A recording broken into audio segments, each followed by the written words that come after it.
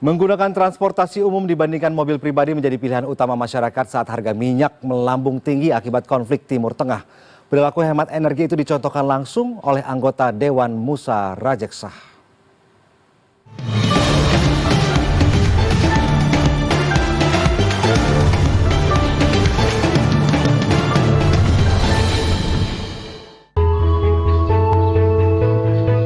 Inilah Musa Rajeksa atau biasa disapa Ijek, satu dari sekian juta penumpang angkutan umum di Jakarta.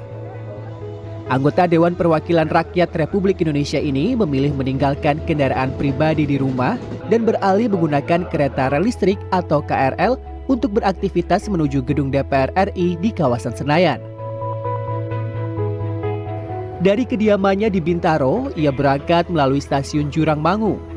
Perjalanan menuju stasiun Palmerah hanya memakan waktu sekitar 20 menit. Dari sini, mantan Wakil Gubernur Sumatera Utara itu tinggal jalan kaki ke Komplek Parlemen. Menurutnya pilihan menggunakan kereta bukan karena hanya lebih cepat, namun juga lebih hemat di tengah kenaikan BBM non-subsidi yang mulai dirasakan masyarakat. Setelah saya jadi DPR dan tempat tinggal saya di Bintaro, jalan dari Bintaro kalau naik kendaraan normal nih pagi 1 jam 20 menit nyampe.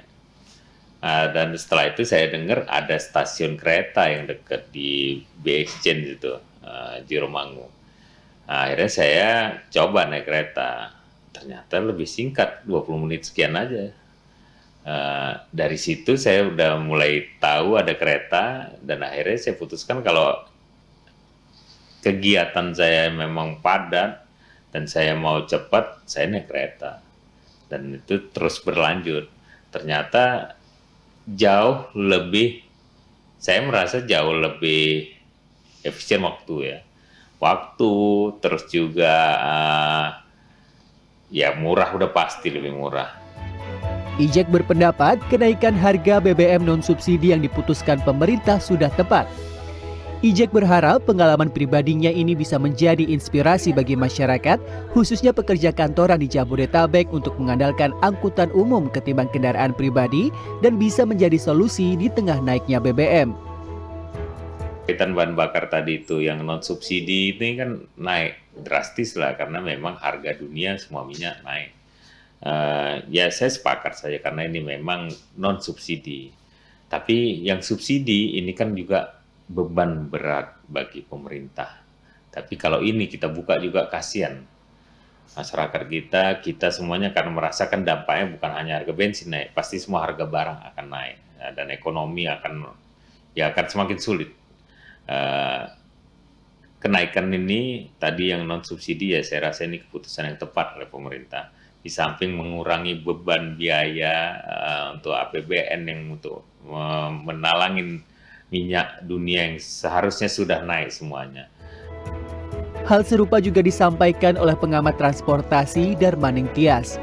Ia mengatakan perubahan pola mobilitas masyarakat dari kendaraan pribadi ke angkutan massal menjadi kunci menekan konsumsi BBM dan menjadi solusi terbaik untuk masyarakat atau pemerintah dalam penghematan BBM.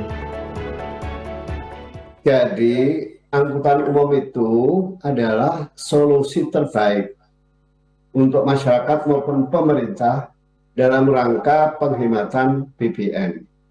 Dan tadi saya katakan bahwa 92% BBM itu dikonsumsi oleh kendaraan pribadi. Nah, yang 8% itu untuk angkutan umum. Jadi, kalau misalnya kemampuan pemerintah itu hanya mampu mensubsidi yang 8%, saya kira nggak masalah misalnya angkutan umumnya itu baik seluruh wilayah Indonesia. Sementara itu, warga berpendapat kenaikan harga BBM non-subsidi sangat berat sehingga naik angkutan umum seperti kereta dan bus Transjakarta menjadi pilihan terbaik. Di lingkup kita nih kalau yang BBM-nya itu udah masuk BBM yang pertama non-subsidi itu pasti berasa banget. Nah, kemungkinan ya kalau dilihat kemungkinan ada peralihan dari yang tadinya naik mobil jadi transportasi umum. Kalau dilihat dari segi isunya ini kan belum permanen ya, masih mengikuti dinamika. Jadi lebih ke ikutin aja dulu.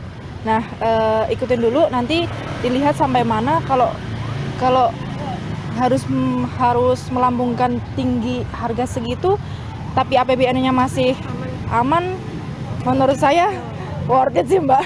Itu berasa banget sih Kak, apalagi kan aku kerjanya mobiling nih, maksudnya aku kan sebagai sales marketing salah satu hotel, jadi emang aku pakai kendaraan kesana, jadi berasa banget sih, berpengaruh banget sama transportasi kita jadi naik. Untuk menjaga APBN negara itu ya Mbak ya, kalau menurut aku sih itu bagus juga sih.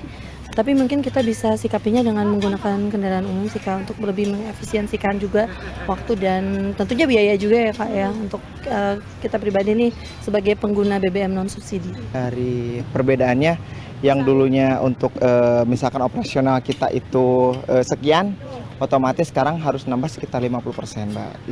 Kalau aku sepertinya kan memang tripnya agak sering nih ke Jakarta ya, dari Bogor itu. Lebih enak sepertinya naik kereta deh, paling realistis untuk masa sekarang, solusi terbaik seperti itu. Soalnya kalau misalkan naik angkutan umum lain pun nanti kita terlalu banyak stop-stopnya sih, seperti itu. Ya, jadi lebih hemat BBM dan memang lebih efisien sih kalau naik kereta itu, seperti itu sih Mbak. Harga minyak dunia masih berfluktuasi imbas konflik Timur Tengah yang tak kunjung selesai.